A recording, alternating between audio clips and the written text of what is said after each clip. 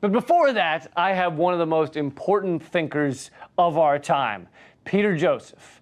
He created the viral Zeitgeist movies, which then spawned the Zeitgeist movement, which has hundreds of chapters and thousands of members around the world. He also wrote and created a series called Culture in Decline. And now he has a new and, in my opinion, incredibly important book out called The New Human Rights Movement. Here's my conversation with my friend, Peter Joseph. Peter, thanks for being here. Oh, my pleasure, Lee. Always a pleasure. So, I'm just going to jump straight in. We're going to get some of the basic structural stuff out of the way. When we grow up, as we're growing up, we're sold a religion. And this religion is bigger than Christianity. It's bigger than Judaism. It's the market economy. Yeah. And we're sold it every day of our lives. And we're told it's good and it makes everything right and it will solve the world's problems. And you just got to believe in it. What's wrong with that? The faith in the invisible hand of the market, which eventually, like all religions, evolved into the orthodox, intolerant view of neoliberalism. So, you know, it's very convenient to think that there's some internal dynamic in our economy that's self-regulating, that's the term, that there's an equilibrium to be found. And what isn't talked about, which I point out in this book, is for about 70 years, true economic theorists, microeconomic theorists have sat there trying to formulate their equations, utilitarian equations, beliefs about human behavior to figure out how equilibrium is generated, because that's what the invisible hand implies. That's what the stability is supposed to be. And when we get to equilibrium, it'll be stable. Yeah, there's an assumption that it's been prevailing, it's a mythology, and guess what? It doesn't exist. And they're the first to admit it. There's whole books that have been written now, there is no equilibrium. The only equilibrium that can be created involve variables that literally all these pure economists think are irrational and have no place to begin with. So that's one of the groundbreaking things no one talks about. So it's not just we can speculate and we can do this type of analysis as done, say, in the book or by other theorists that are working against market economics. It's been well established that there's no equilibrium. We have complete imbalance. We have poverty. We have all the externalities. We have a general move towards disequilibrium through the entire system, which is where the state comes in. Of course, you talk to a libertarian, oh, the state's now the enemy. They don't realize the dynamic, the synergy between the two historically, and a whole bunch of things that I could spiral out of control and ramble and start yelling eventually. That's all right. Your rambling's enjoyable. But and you can see the systems collapsing kind of around our planet, whether it's the acidifying of the oceans or the Well, let's just start with the close to 1 billion people in poverty that don't get their basic nutrition. To me, that's a collapse right there. The system never formed itself. It's always been in a state of collapse. There's the ins and the outs. If you're on the outs, you're just ignored effectively by the theories of this system, which that's a negative externality. That's an important term that people need to understand. Negative externality are things that the market doesn't recognize or can't navigate or control. So, for example, poverty, what do we have? We have charity. That's the only form of wealth redistribution that society accepts. You can leave it up to the billionaire class to decide how they're going to take care of all this exhaust, effectively, that has come out of this system to try and correct it. Same goes for the fact massive global pollution, every life support system in decline. Recent stat I just read, there'll be more plastic in the ocean than fish by 2050. So how do you deal with that? You create all these NGOs and all these people that are trying to do something outside of the market system, even though they have to be slightly within it. I mean, that's really what all of the NGOs and the NPOs and grassroots organizations, the thousands and thousands of them that keep multiplying, they are there to clean up the disaster wake that's left from the market. The Band-Aids on the open wounds. And it's astounding to me that people don't really put that together to realize that that's where the activist community needs to focus. And that's why the book is focused in the direction of this. And these externalities aren't even, they're not even really calculated in most of these equations. Oh, no. So, you see that a hamburger at McDonald's still costs $1 to this day. It's like 96 cents or something. Meanwhile, if it calculated for all those externalities, the pollution, everything else, the oil, the water used to raise a cow, it'd be $200 for a hamburger. Sure. More the fact that they analyzed all the major corporations. There was a study done about 2 years ago, finding that if you took the negative externalities into account, there's no profitability in any of these major, which effectively means there's no profitability across the whole of capitalism. If you factor in real-life concerns. All right, so I know we're moving fast here, but one of the keys to the market economy is debt. And you say in your book it is estimated that by 2060, 60% of all countries in the world will be bankrupt, while the U.S. alone will have a debt of 415% of GDP by 2050. Now, on a certain level, debt is customary fiction and can be erased with the flick of a pen. So I guess people might be left feeling like, which is it? Is debt this incredibly powerful thing, and people are dying and suffering, and societies are crumbling under the load of this debt, or is it just a fiction? It's both at the same time, and amongst many paradoxes in the system, and it's basically based on class hierarchy. The higher up you are, the more immune you are. Just like the wealthy get bailed out, the rich countries get bailed out. It doesn't matter if the United States is $19 trillion worth of debt or $190 trillion worth of debt, if it remains the peak of the global empire, stratified countries. That's because there's so many underlying geopolitical stratums and backdoor deals that understand that this debt is fiction, understand that there's more interest in debt in existence than money. There's $200 trillion of debt, only $80 trillion in global currency. Right. What does that result into? It means that the lower class just gets screwed over and over again. You have the boom and bust cycle. There's always the boom, everyone's all happy, capitalism works, and the bust happens. Oh, everyone suffers, right? No. The lower classes get destroyed by this. Like Greece, for example. Well, yeah, you could work on an international level or a domestic level, the same type of dynamics. And so when the bust happens, you have all of these, the large corporations can absorb smaller corporations. They have the capacity to withhold. And then to make a long story short, when the boom starts happening, when they start lowering interest rates, when they do QE, all that money effectively goes straight into the financial and corporate sectors, high-level corporate sectors anyway. And that's just a statistic proven. That's also in the book. So in other words, it's a vehicle of class war. So debt has multiple levels, point being. Is it a fiction? Yeah. And we should recognize it as such. People should be clamoring to remove debt, student debt loan, government debt. Countries should not be held in austerity. There should be mass riots. But within the structure of capitalism, they have to make the math look like it works. If the math doesn't work in capitalism, well, maybe people might question it. So, and what is interest as well? I want to point this out because I talk to a lot of people that look into currency reform. They want to use complementary currencies. They want to move to blockchain and Bitcoin. But they miss the fact that when you're in the banking system and it's based in capitalism, based in the capitalist structure, you have to do something to create fees. Interest is the fee. Interest is the profit margin. Interest is the surplus value, so to speak. So that's why the system is what it is. So it's inherent to the structure. Does that make sense?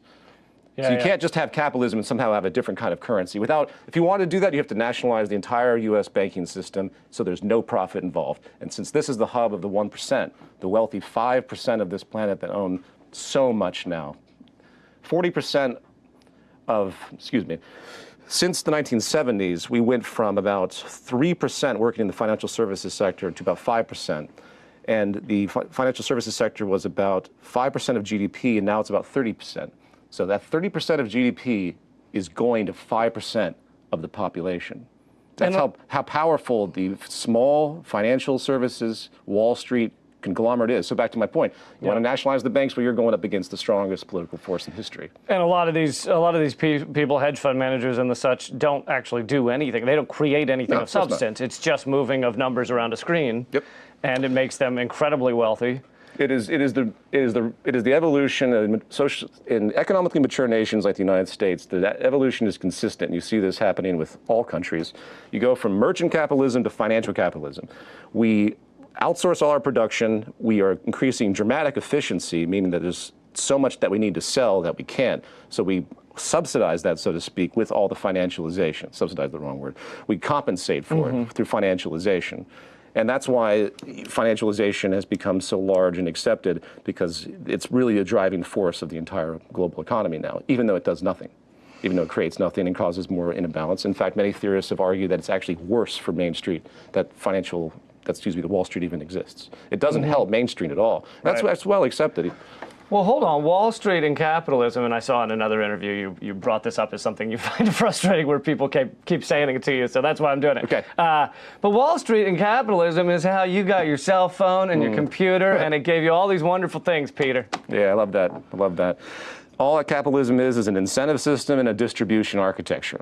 So what happens inside of that is left to the will of the individual's gaming. So yeah, you can get efficiency. With the rise of technology since the Industrial Revolution, exceptional levels of efficiency has been created through design, through intelligent ingenuity, not through just the incentive structure of wanting profit. So basically, technology came along with capitalism, and everybody points to capitalism as the thing that got them all those, good health devices and all that stuff. But I'll put it this way: during the Second World War, there was this merging hatred of communism. Obviously, the U.S. capitalist hegemony did not want to have anything to interfere with it, which of course bled into the Cold War for a long time and still basically exists in its weird echoes, as you know.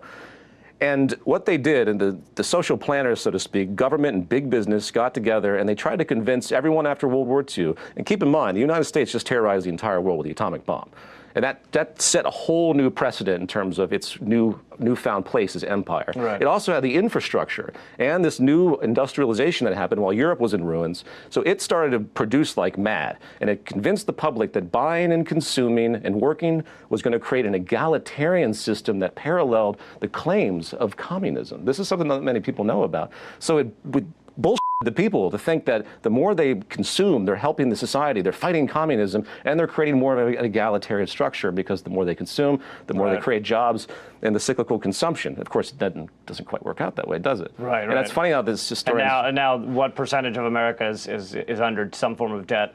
And, less than 62% have less than $1,000 in savings. Oh, yeah, and it was something like 50% can't get past a $500 emergency. Yeah, oh yeah. And so that's the bounty that we've been promised. 43% spend beyond their means every year because of the saturation of debt.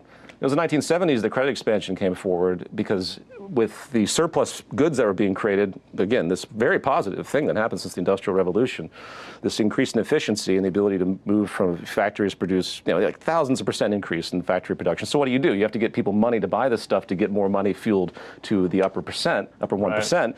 So that was when credit expansion really hit.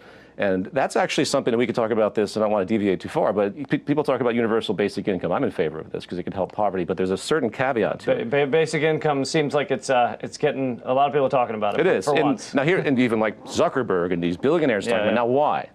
Because it satisfies that need to give the population something so they can spend back into the system to keep supporting it, and effectively, invariably, whether it's intentional or not, doesn't matter, it will just funnel right back up to the upper class anyway. But it's something. So that's the problem of it. But you support it because it's a half step. I support it because it would increase public health, and I don't want to see poverty. Yeah. I don't want to see this kind of suffering that we see across the world. So if the United States did do that, you'd see a massive increase in public health, but it would still preserve the system in a negative way. Okay, I want to jump to the violence we see in our society with our military, but with a police militarization and really just one-on-one citizens, the rise of violent groups and things like that. Can that be connected back to the market economy? He says knowingly. Any student of history will see that social inequality, by whatever perceived level, whether it's economic, whether it's racial, whether it's nationalistic, whether it's Aborigines versus settled, colonization, all of that has produced conflict. And what is the root of that? It's exploitation. It's the slavery. When I was in school, it was taught that slavery in America was, the whites just felt so superior, and they would just enslave people because they looked different and had different beliefs. That's not at all what it was.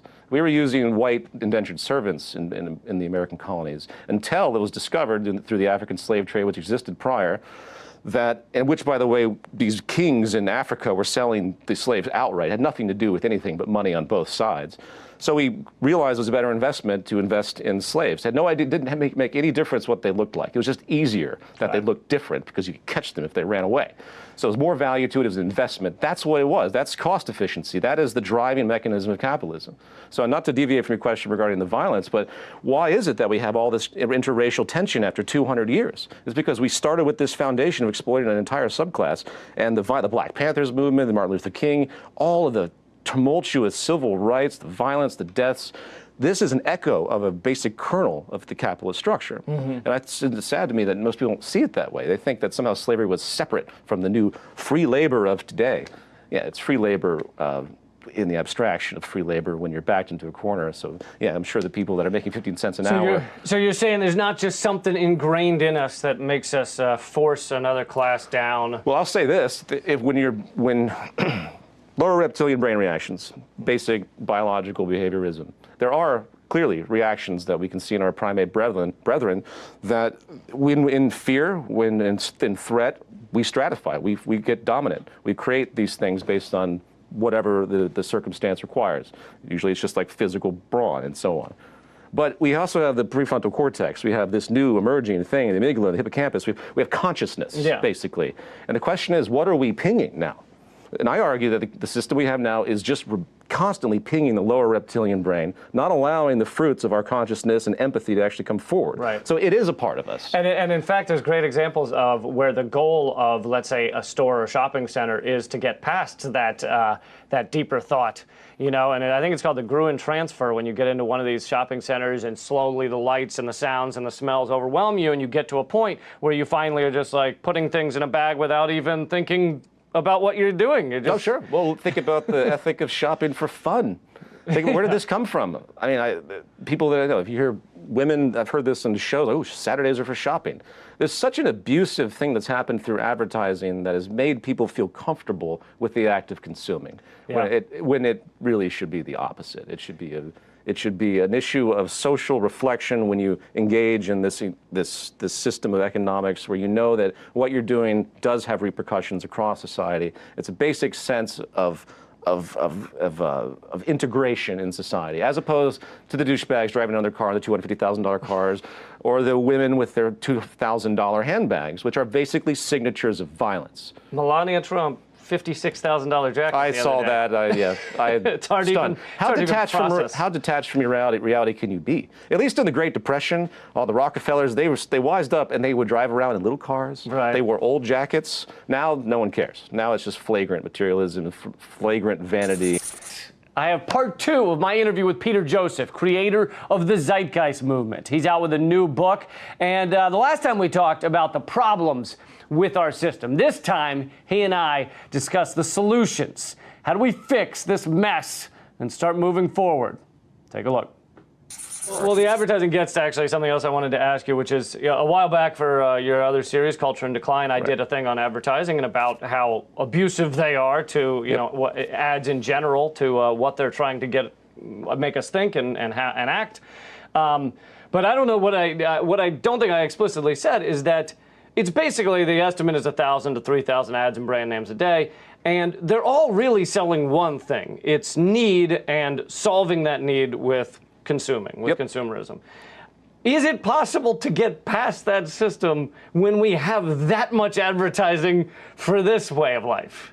Like, there's just endless thousands and thousands of ads telling you this is the way it has to be. Well, here's the way I look at advertising, the rise of consumerism, which, by the way, I don't know if people know that consumerism, I consider it a pejorative. But actually, this is an economic policy in the mid-20th century. Consumerism is a theory that people should behave this way to help each other. It's nuts. Completely, again, absent. And after 9/11, Bush said, keep shopping, or they win. So what I see it as is it's a structural transfer of the need to consume and to keep money moving, buying things over and over again to keep jobs, into the social psychology of people. That's what's happened. And again, there was a massive campaign, as I said earlier, in part, that led people to this ethic of constant consumption as though it was a moral duty, an ethic. You're helping society by doing this. So you have to change the social system. That's what goes back to the book once again. If it's the new human rights movement, because if you want to change the way people think, if you want to change their general incentives, you have to change the structure that's organizing them. It's very fundamental. It's very simple, really. So that, and you're saying that achieves the only way we're gonna, a new level of human rights. Absolutely, well, achieves a new level of consciousness, new awareness. It forces that constant pinging of the lower fear reactions and that threat of survival. It enables people to finally break out and realize their humanity and our advancement and what we can do. We know human variability can exist in many different ways. There's nothing that says we have to live in this competitive, cutthroat world at all. Plenty of examples throughout history of pockets of people that have lived differently. Mm-hmm. And you see it, in fact, in the pockets within the structure. Say in a corporation, of course, generally a corporation is fairly collaborative, while it may be highly competitive against other corporations. Same for the military. Very compatible. And then, of course, they're supporting an extremely violent war against some other group. So the groupistic thing is a problem, and that's been completely amplified by the current system, which brings us back to the new human rights movement, because at the root of all of this, we have this constant group antagonism. That's the flaw of the way we exist right now, and it's perpetuated by our economy. Absolutely. I want to jump to some solutions because I think we've got people depressed enough. But you say that in the book, you say there are 5 shifts that need to happen in order to increase economic efficiency and to get to this new place, to these new human rights, really. And I just want to basically go through these. The first one you list is automation. And I actually, last week on Redacted, I did a piece on, I guess a study just came out of, or a survey of AI experts. And they believe, like, most of them believe that AI will at least be capable of doing every job, and we're talking including creative jobs like best-selling novels and pop songs and stuff, be capable of it in 50 years and perhaps replace those jobs in 100 years. Yeah. Most of them believe that. Yeah. That's happening. I think people go a little extreme, and I'm for all of this, by the way, but I think the interest in sort of creative dominance and then the fear of the sentient rise, and even Stephen Hawking has talked about the tremendous dangers of giving birth to AI and all the Matrix and Terminators movies all over again. But I think, I think there's a speculative side to it that is a little gratuitous as far as what we expect to happen, but I don't think we should go that far. I think we should just look at it from the standpoint of what can we do to free ourselves from labor. Mm-hmm. Remember, labor is at the root of the civil rights battle. Going all the way back to ancient slavery in Egypt, it's all about the abuse of labor, the lower labor class, the fighting of unions in early America, instantly berated as communist, socialist, union busters, mafia, people getting killed. Yeah, absolutely. So that is at the root of it. And if we want, we can talk about the other elements too, but if we really want to get to the heart of stopping effectively the ongoing class war, the removal of labor for income would be the most profound thing that we could do, or at least subsided substantially. What do you mean by removal? Removal meaning that replaced with automation. Well, if it's replaced with automation, and then you start to subsidize, so to speak, you start to support people by lowering the hours, reducing the work day, reducing the work week, reducing the work hours, and then things like universal basic income. And there's other things I could rattle on that would compensate for the automation shift. But that's what needs to happen as one core step, which invariably has to happen to some degree.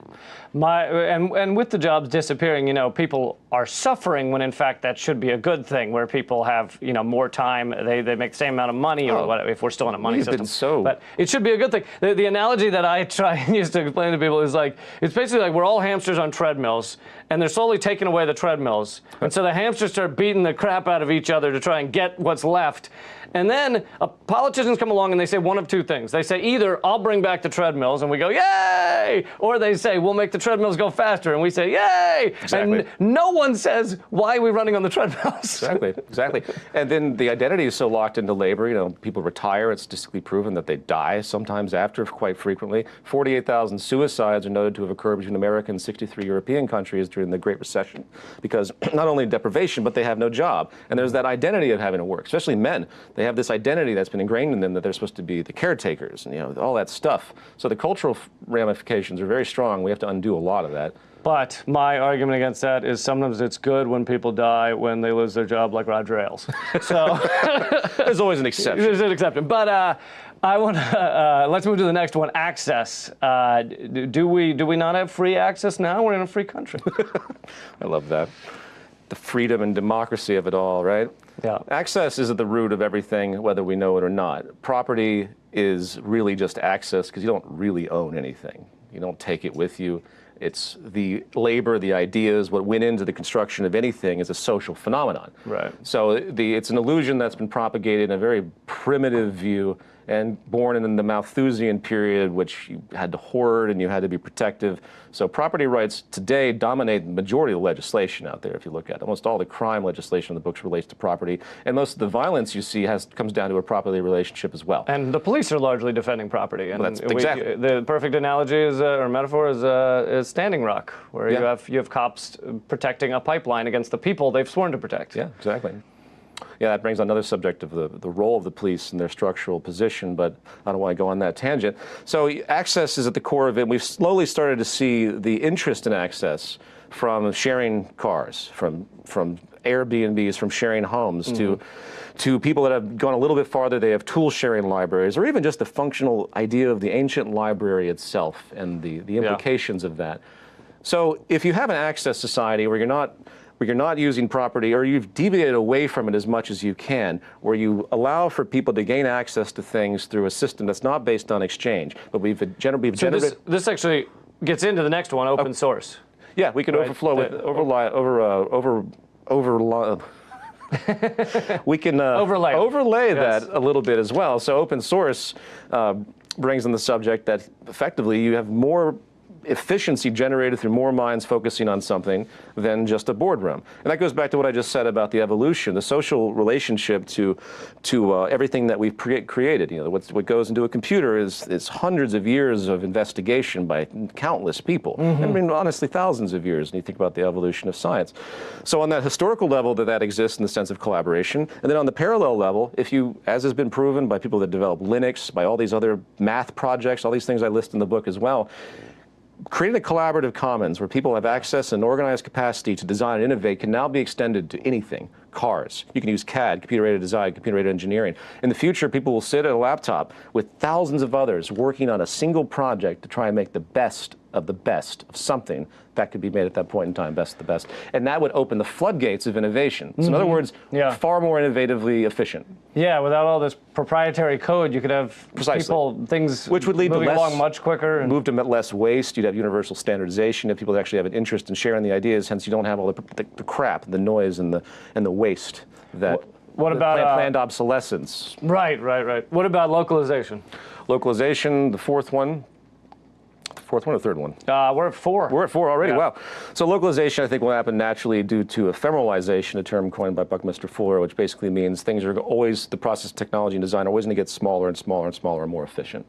So, and the computer is just another example of that. And this decreases a lot of waste. And I mean, absolutely. And it also incentivizes moving out of globalization, which is simply another form of colonialism. We're exploiting labor and resources in foreign lands that can't defend themselves, or there's such destitution, they have no other option but to adhere to 15 cents an hour and so on. Right. Just because a country's willing to sell you its resources because it's so desperate doesn't mean that that's good for them. Free labor. Yeah. Free labor. So localization is critically important for the stability of this planet. I mean, again, the average American plate food travels about 1,400 to 1,500 miles for the average American. That's nuts. That's crazy. Yeah, and we have things like you could buy a $28 table, let's say, wooden table at Walmart. Those trees were cut down in Vancouver, then they were shipped to China to be turned into the pieces, to be put together, then shipped back to Walmart. Yeah. Then Walmart sells it to you the last 4 months, but that's good because you go buy another one. Yeah. So you see the point. It's obvious that we need to do that, and it will. Again, I think it will be in a market system. Luckily or unluckily, it depends how you look at it. People will gravitate towards localization eventually because it just will be less efficient financially for them to do globalization, especially with the rise of automation. And then the last one is networked digital feedback. Okay, that's a big one. Explain that one. Well, we have this thing, echoes of old anti-socialist rhetoric. Author Ludwig von Mises years ago wrote that basically you can't have any kind of non-market system because you'd never be able to understand the preferences of the individual, you'd never be able to track supply and demand and all those basic economic parameters and metrics. That is thoroughly ridiculous in the modern day, especially with the internet, with sensor systems. You could have a city that is, well, and this will happen, it's already happening around the world, I'm surprised DC doesn't have it yet, but you'll have a citywide Wi-Fi.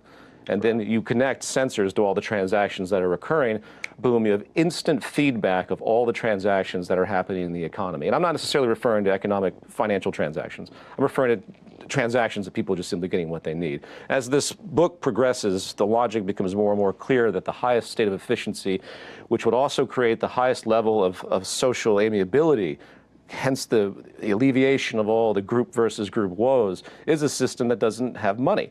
Now, I don't push that in the sense, I know how irrational that sounds to most people, how foreign that is to most people, they just can't even feel that. But that's something that I talk about and I'll eventually lead to. But I'm very transition oriented. So those 5 things you just mentioned, if we could get anywhere with any of those in a substantial way, you're going to see a dramatic alleviation of social tensions, reduction of poverty, the increase in efficiency, the decrease of waste, more sustainability, and so on. They all have those factors built in as an outcome. So why don't we hear these ideas and even really just a deeper questioning of capitalism and the free market? It's basically a third rail of politics, but even on most of our media, even people that a lot of the country respects as kind of thinking, forward-thinking people like Elon Musk and let's say Neil deGrasse Tyson and these people that can look at the numbers the same way you can. Why don't you hear it? It's bias. It's bias. Yeah. There's an overriding bias of people born, especially if they've been rewarded. It doesn't take a degree in social science to see the operant conditioning of the wealthy that reach a point where they've been so rewarded that their brain's like, what? You're not going to counter this system. What are you doing? This is your survival. this is what has been rewarding you. So, and that's why the only thing that any of these guys have talked about is universal basic income. It's the only socially acceptable, plausible thing to do besides charity.